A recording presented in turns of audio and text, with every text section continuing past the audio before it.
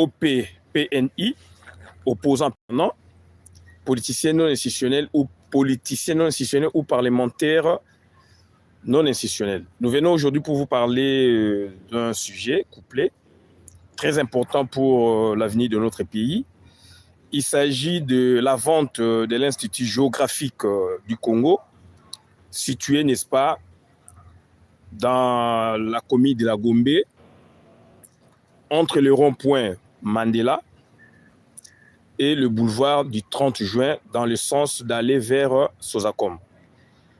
Donc, cet institut, avec les bâtiments annexes qui suivent, n'est-ce pas, donc cet institut, avait été vendu par Joseph Kabila à plus de 65 millions de dollars. Raison pour laquelle tous les égouts des environs sont bouchés parce qu'il y a des travaux. Raison pour laquelle il y a des inondations, il n'y a plus d'évacuation d'eau, de pluie, d'eau, de ceci, cela, etc. Donc Kabila n'a plus le pouvoir politique réellement, mais il a sous ses mains. On vous l'a dit il y a longtemps. Kabila n'est pas là, mais Kabila est là. Le président de la République, Félix Antoine Tshilombo, est au courant, mais il ne peut rien faire parce qu'il s'agirait, n'est-ce pas, donc, de l'ère d'île. Alors le pays se meurt. Comment un ancien président de la République qui s'est dit congolais et qui est donc, de par la loi, un sénateur à vie, et il dilapide, donc il est en train de vendre et de détruire le patrimoine immobilier de la République. L'Institut géographique du Congo, le nom l'indique, abrite, n'est-ce pas, les réalités de la géographie physique du pays. Et aujourd'hui, donc, on s'est dit, il a vendu aux étrangers pour en construire, n'est-ce pas, des boutiques, des magasins, des ceci, cela, etc., pour en faire un grand centre commercial au détriment d'un patrimoine immobilier du Congo, jadis, donc, le topos ou le lieu de vérité historique et géographique de notre pays. Donc, Kabila vient de le vendre. Nous vous informons, raison pour laquelle il y a plus évacuation d'eau, il n'y a plus ceci, cela, donc c'est-à-dire les égouts sont bouchés, les artères là-bas, donc c'est-à-dire reçoivent des eaux de pluie, etc. Donc il y a des inondations. Ça, c'est un des premiers points. Le deuxième point consisterait, n'est-ce pas, à vous parler des réseaux d'infiltrés rwandais qui s'affaiblissent mais qui agissent. Ce sont des réseaux bien établis dans notre pays qui font le sale boulot. C'est-à-dire, si vous osez parler nettement de votre pays, n'est-ce pas, en accusant cette fois-là les Rwandais, leur organisation, leur incrustation dans notre pays, ils vont vous chercher pour vous détruire, pour vous démolir. Ils vont vous chercher pour vous chercher, donc, vous créer des problèmes au niveau de la justice, puisqu'il y a une infiltration même au niveau de la justice. Et au niveau des terrains, ils sont là dans des immeubles en République démocratique du Congo, ils sont là dans des appartements de l'État, dans la commune de la Gombe, dans ma campagne, dans Beaumarchais, etc., dans des quartiers huppés de la capitale. Ils sont là, des réseaux mafieux des Rwandais qui font, n'est-ce pas, le sale boulot en guise, n'est-ce pas, des représailles. Parce que leurs vrais maîtres, ils sont plus dedans. Les Rouberois sont à l'extérieur. Les Noirugabo sont à l'extérieur, etc., etc., puisqu'ils ont peur, puisque les Congolais se sont réveillés, grâce à nous, Congolais, de l'intérieur et de l'extérieur, qui mobilisons, n'est-ce pas, donc, notre peuple, pour qu'il y ait, n'est-ce pas, donc, une vigilance tous azimuts contre, n'est-ce pas, donc, des gens qui nous créent des problèmes, des gens qui nuisent, n'est-ce pas, donc, à la vie des Congolais, du dedans, des gens qui, n'est-ce pas, des mèches avec nos enfants, des mèches avec la population congolaise, donc créer les Koulouna, etc., etc., pour qu'il y ait toujours donc trouble de l'ordre public de l'intérieur. C'est quelque chose de bien calculé, c'est quelque chose de cousu. Donc, nous revenons sur les 6 dates, puisque hier, on a publié, pour connaître bien donc, le Rwanda, il faut se focaliser sur 6 grandes dates historiques, connues mondialement, et qu'eux, ils viennent, n'est-ce pas, donc, nous donner une autre version ou d'autres versions des faits concernant donc, les institutions politiques du Rwanda et où, n'est-ce pas, de notre pays. Donc, c'est-à-dire, cette fois-là, il faudrait aller plus loin, il faudrait, n'est-ce pas, rentrer dans l'histoire, n'est-ce pas, du Rwanda, dans la géographie du Rwanda pour s'en convaincre. Et c'est le boulot que nous avons fait déjà il y a longtemps. Donc, on s'est dit on doit faire du comparé pour voir maintenant qu'est-ce qu'eux ils nous disent par rapport à la vérité historique. La vérité historique est là, ce sont des sources historiques, juridiques même, et qu'on ne peut plus, n'est-ce pas, les modifier parce que ce sont des faits cristallisés dans l'état de l'espace, c'est fixé, et que nous ne pouvons que les revoir, les lire pour nous donner éclairage par rapport donc aux actualités de présentement. Raison pour laquelle nous avons compris l'ère manège. Quand Rouberois, depuis l'extérieur, il tente un peu d'exciter les ethnies du Congo, autrement, donc en créant de l'ichronie anachronique dans les faits, et nous lui avons, n'est-ce pas, opposé une autre méthode et une autre façon de faire. Et donc, ils ne sont pas plus malins que nous, ils ne sont pas plus intelligents que nous, donc c'est-à-dire, on les respecte, ils sont intellectuels, sont des grands intellectuels, mais ils ne peuvent jamais falsifier l'histoire du pays, parce que notre vie en dépend. Raison pour laquelle nous vous avons fait une sorte de grand résumé concernant les faits historiques du Rwanda. Une fois vous touchez le Rwanda, une fois donc, c'est-à-dire vous tâtez, n'est-ce pas, donc ces vérités historiques, donc ça débouche ou ça touche nos faits historiques aussi, puisque quand on lit, on fait la bonne, n'est-ce pas, donc un bon panorama, n'est-ce pas, des faits historiques du Grand Lac, vous conviendrez avec nous autres que donc il y a eu imbrication d'institutions politiques à un moment de l'histoire donc de 3 pays, des ex-pays administrés cette fois-là par la Belgique. Nous vous citons le Congo belge, donc le Rwanda et l'Urundi. Quelque part, il y a eu imbrication. Et rapidement, nous allons, n'est-ce pas, faire passer en revue les grandes dates, n'est-ce pas, historiques concernant, n'est-ce pas, donc le Rwanda. Et puis, nous allons parler, n'est-ce pas, des imbrications. Premièrement, la première date à retenir, c'est 1490 jusqu'à 1889. 1899, 5 siècles après, ou 5 siècles durant.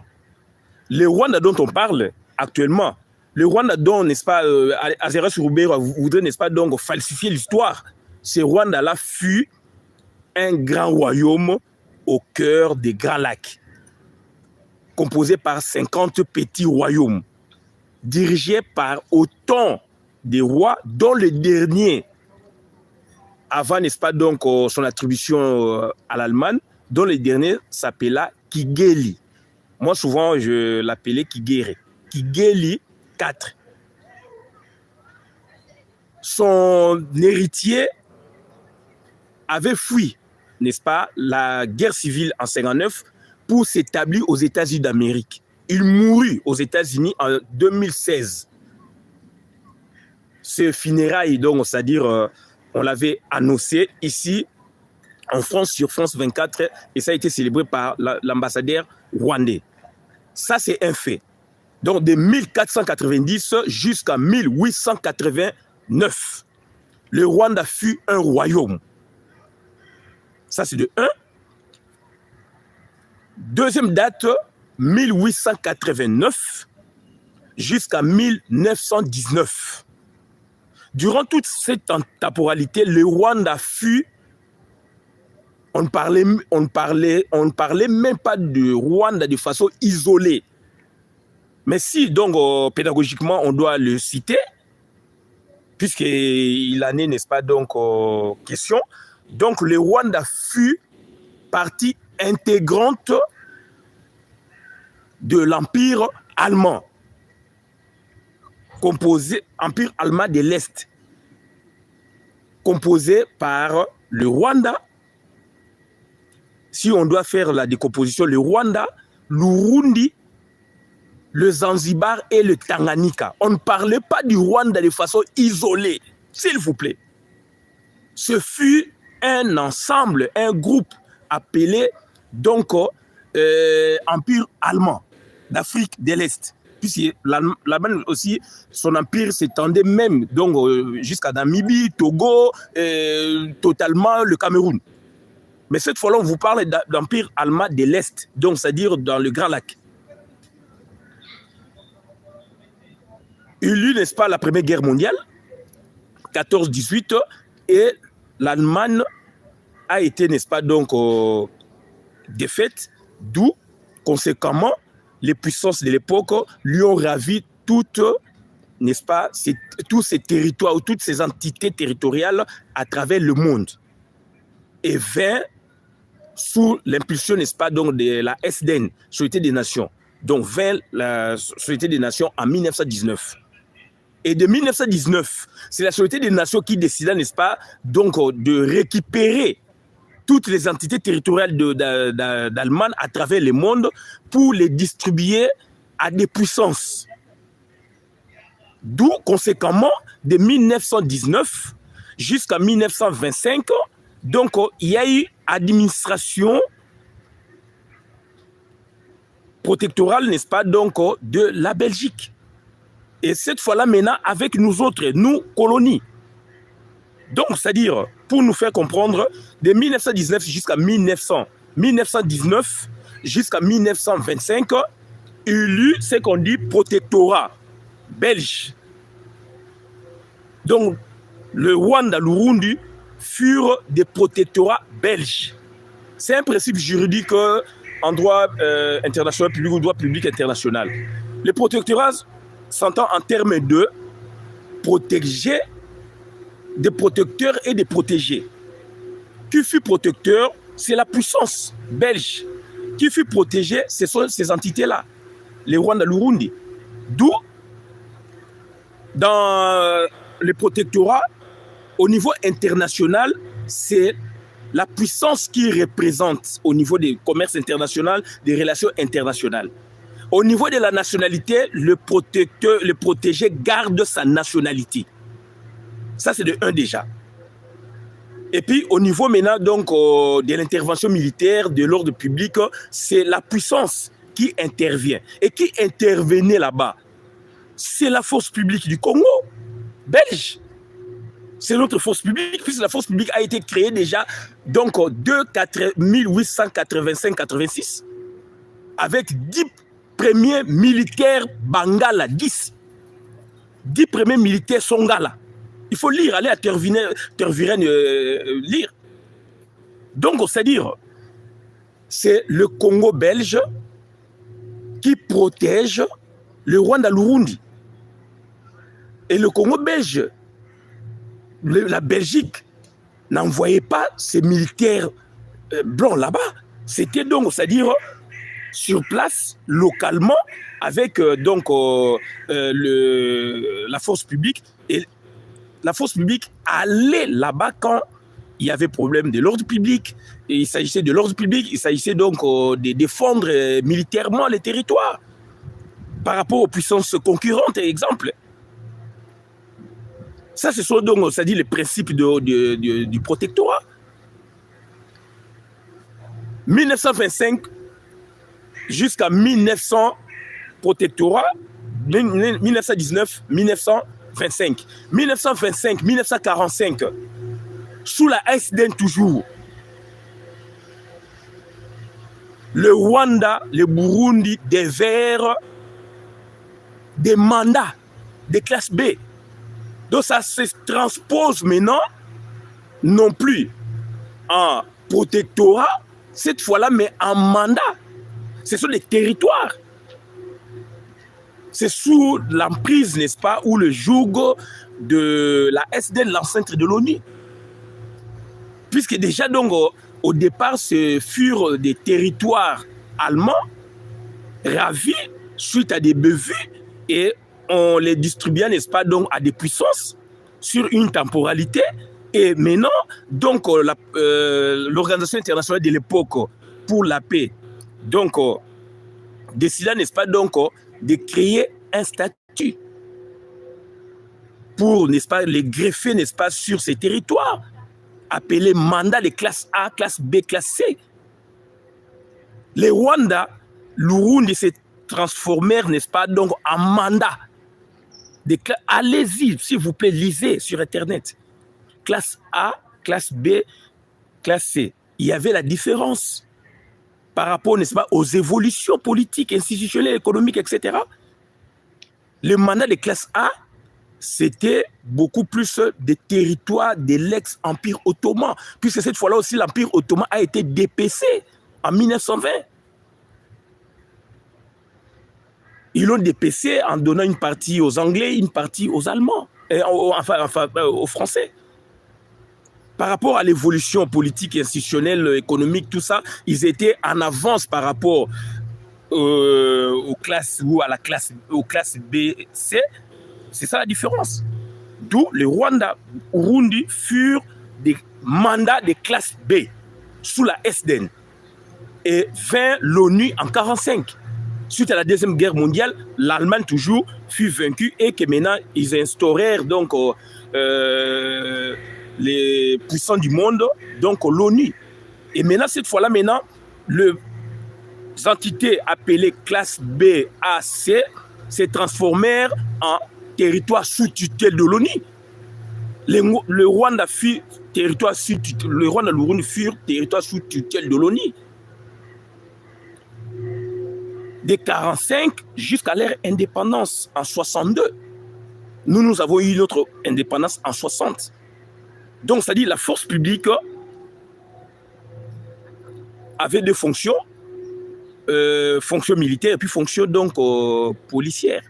D'où c'est la force publique qui recrutait localement chez eux pour en faire, n'est-ce pas, des entités militaires, des entités policières pour l'ordre public, pour ceci, cela. Donc, c'est-à-dire, qu'est-ce que nous voulons dire par là?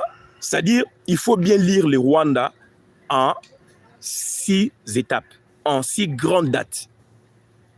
Et de 62 jusqu'à nos jours, donc les Rwanda, l'Urundi sont des États indépendants, précédés par notre indépendance en 60. Et c'est en 62, nous c'est en 60. Donc voilà un peu, donc, c'est-à-dire de façon brossée, le fondement, n'est-ce pas, de la différenciation entre la politique que mène aujourd'hui le Rwanda incrusté dans notre pays par la volonté des puissances. Le Rwanda, c'est un pays de puissance. Le Rwanda, dès sa jeunesse, c'est un pays de puissance. C'est un pays qui a été déjà toujours protégé par des puissances. Bien que le Congo aussi fut ou est, n'est-ce pas, un pays aussi dès sa genèse. C'est un pays américain. On vous le dira jamais, il faut lire dans des ouvrages spécialisés. Et la Belgique n'est que gérante. J'ai l'ouvrage. Donc, ça dit, on est en face de deux entités administrées donc par des puissances. Raison pour laquelle vous voyez, il y a une sorte de neutralité, il y a une sorte d'équilibre, des équilibres entre le Rwanda et le Congo. Parce que ce sont des pays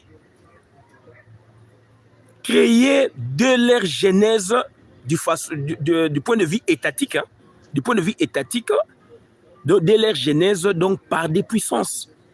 Nous fûmes déjà les travaux de la conférence de Berlin, avril 1884.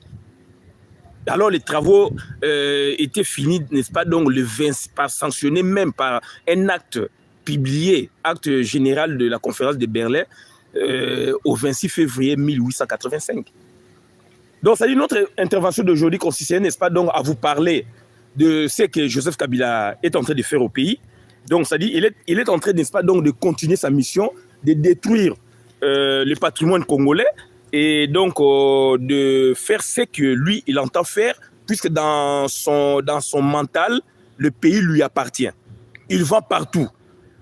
Le grand marché, c'est lui ou sa parenté qui a vendu. On vous l'a dit à l'époque. Pour en faire un truc moderne dont lui est actionnaire. Dont lui est actionnaire. C'est-à-dire, ils se sont attelés sur le modèle de l'État indépendant du Congo. Le roi Léopold II fut donc souverain de son État et à un moment, il divisa, n'est-ce pas, l'État en 3 grandes entités pour donner une partie, n'est-ce pas, donc aux puissances, aux sociétés, n'est-ce pas, qui devaient faire des prospections sur les minéraux, etc. D'autres s'étaient réservés à lui, domaine de la couronne, comprenant l'actuel Maïndombe, une grande partie de l'Équateur et une grande partie de Kisangani, donc du Haut-Zaï, domaine de la couronne. Et l'autre partie, c'était domaine privé, revenant en quelque sorte donc à l'État. Et dans les parties où lui, dans 2 autres parties distribuées, région des concessionnaires, là, ça comprenait le Katanga, une partie du Kivu et une partie du Kasaï, là où il y avait des minéraux. Et il a créé des sociétés dont lui-même est actionnaire, lui-même était actionnaire. Et dans le conseil d'administration, puisqu'on a fait des exercices déjà, dans le conseil d'administration, il a mis ses amis. C'est ce que Kabila fait.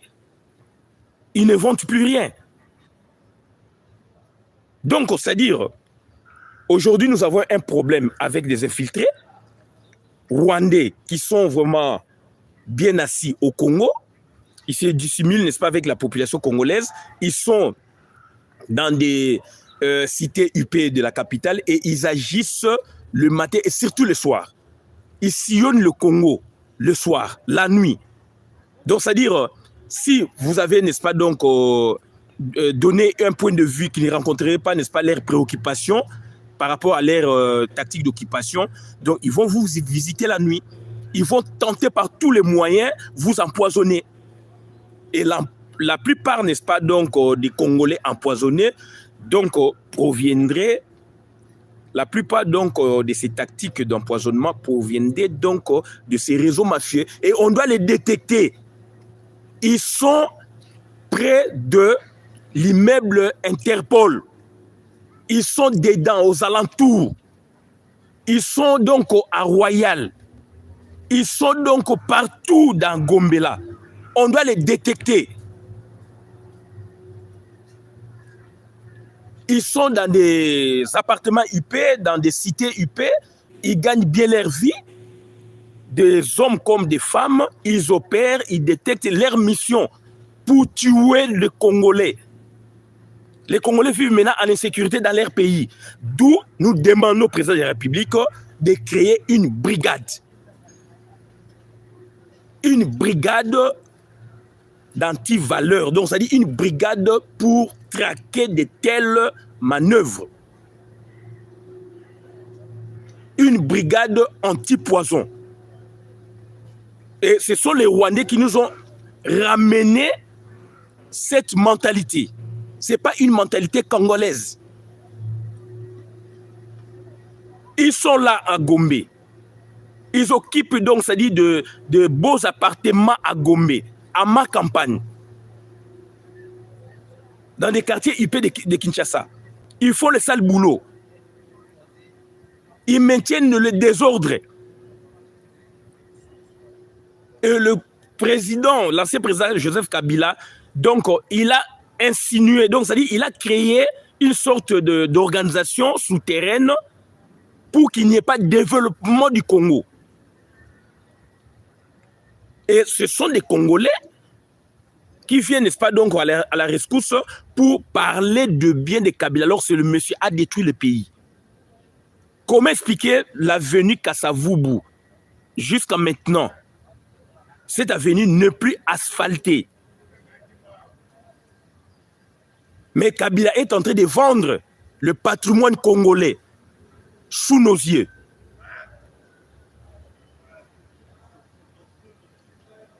Et aujourd'hui, il y a des travaux. Il a vendu l'Institut géographique. À l'époque, puisque j'avais des amis qui habitaient derrière, sur l'avenue de la Justice, la famille Moukoune Moussoungaï, que je salue en passant, mon ami, il est en Suisse. J'allais là-bas, donc il y a l'Institut géographique sur le boulevard. Et à l'époque, c'était des militaires qui abritaient le service militaire de la géographie du Congo. Service militaire de la géographie du Congo. Donc pour Kabila, cette institution n'a pas de valeur. On vous a informé ce que Kabila est en train de faire. Nous revenons maintenant rapidement pour terminer sur l'imbrication des institutions politiques du Congo avec le Rwanda et le Burundi en de 1919 jusqu'en 1960. Nous vous en citons trois. Il y a d'abord l'armée, on vous a cité donc la force publique. La force publique déjà donc faisait partie donc des institutions supranationales. Supranationales donc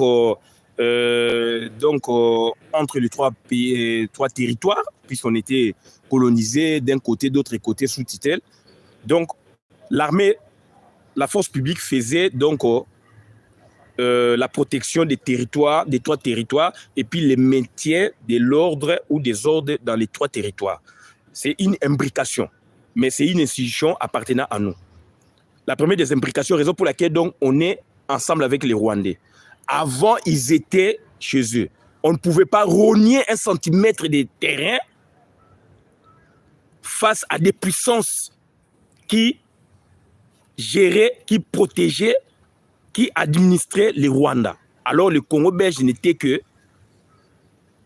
mineur par rapport à la SDN, n'était que mineur par rapport donc à l'ONU. Donc c'est dont parle souvent le Rwandais, les Kagame, etc., la révision de la conférence de Berlin, etc. Ils ne maîtrisent pas leur histoire. Mais nous, on a fait les efforts pour rentrer dans leur histoire et lire, et raison pour laquelle donc, nous avons des matériaux plausibles. Nous demandons un débat avec Paul Kagame, avec Joseph Kabila. Nous demandons un débat avec donc Nyarugabo. Nous demandons un débat avec donc Roubaix-Roy. Et nous demandons un débat à quiconque Rwandais qui veut, n'est-ce pas, donc débattre avec nous. Ça, c'est de un. Deuxièmement, il y a eu la deuxième imbrication. C'est quoi? C'est la monnaie. En 1951, on a eu une monnaie ensemble. Monnaie Rwanda-Urundi. Congo belge, Rwanda, Urundi, avec une seule banque centrale. Ça, c'est la deuxième des imbrications. La troisième des imbrications, ce fut la MIB. La MIB, c'est la mission d'immigration. On parle de la mission d'immigration des Banyarwanda, concoctée par le Congo belge, le Rwanda et l'Urundi. Parce qu'il y avait des terres du côté du Congo belge, notamment donc, dans les territoires de Rutshuru, Massissi, de Wachali, Mokoto et de Gishari. Ce sont des territoires qui étaient dépeuplés. Raison pour laquelle vous verrez donc beaucoup donc, des Congolais de l'Est, ils se disent Rwandais, mais chez nous, parce que ce fut une politique belge de peupler les endroits, n'est-ce pas, inhabités. D'où il y a eu implantation des Rwandais.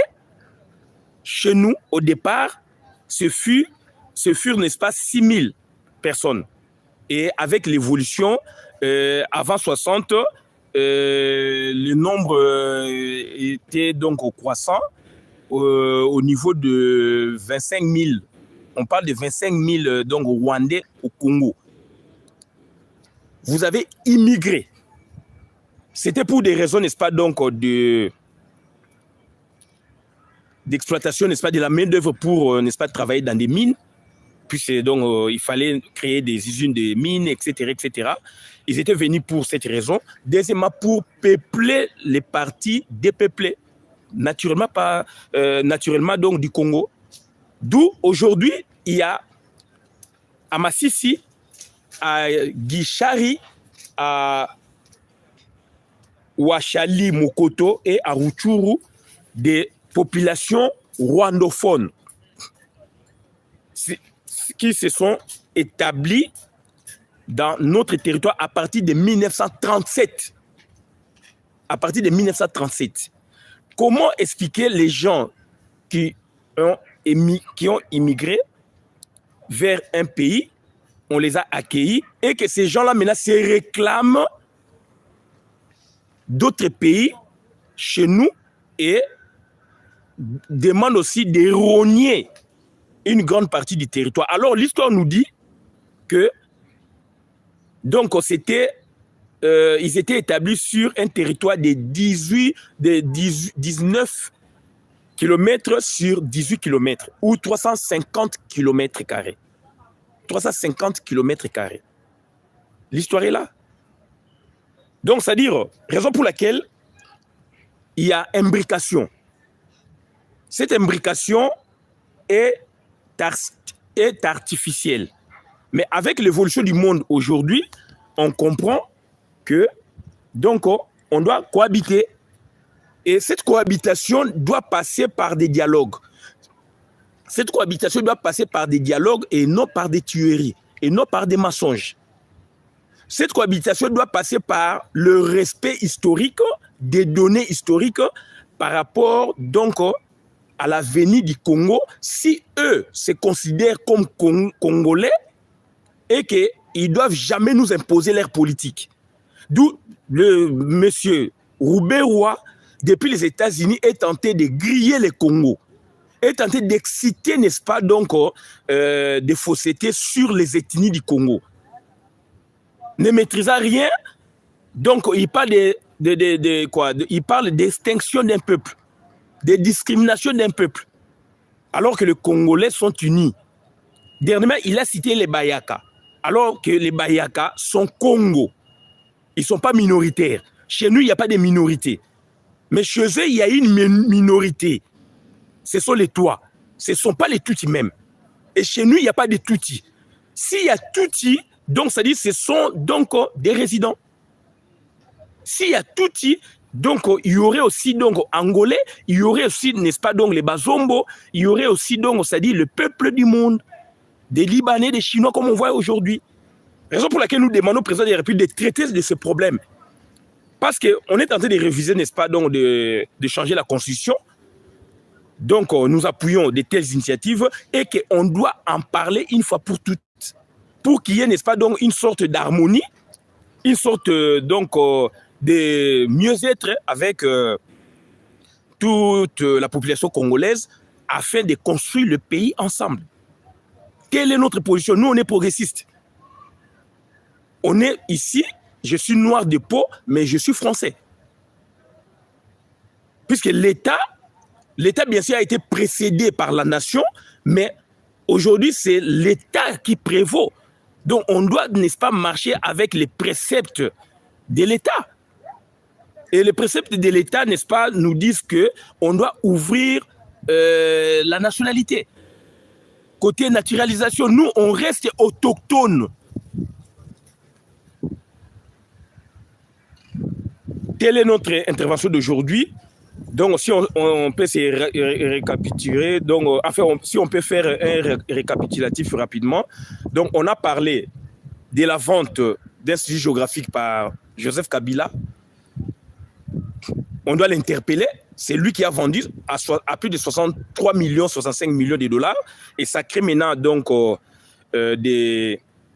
ça crée des problèmes, n'est-ce pas, donc d'aménagement au niveau du rond-point Mandela, boulevard du 30 juillet, etc. L'eau ne s'évacue plus puisque les égouts sont bouchés à cause des travaux menés là-bas. Il a vendu ça donc aux étrangers, dont lui-même il est actionnaire. Ça, c'est Joseph Kabila.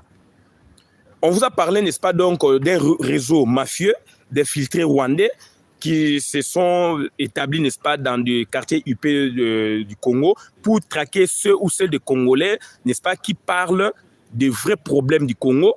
Cette fois-là, maintenant, il s'érige, n'est-ce pas, donc, en obstacle face aux Rwandais, parce que ce sont ces Rwandais qui viennent, n'est-ce pas, détruire notre pays. Ils nous empoisonnent, ils nous tuent et ils accaparent, n'est-ce pas, donc, des postes importants dans le gouvernement, dans l'administration publique, dans l'armée, même dans la justice, il y a des infiltrés. Donc, c'est-à-dire, quand vous tentez, n'est-ce pas, parler de tels propos et ils viennent, ils vous visitent la nuit.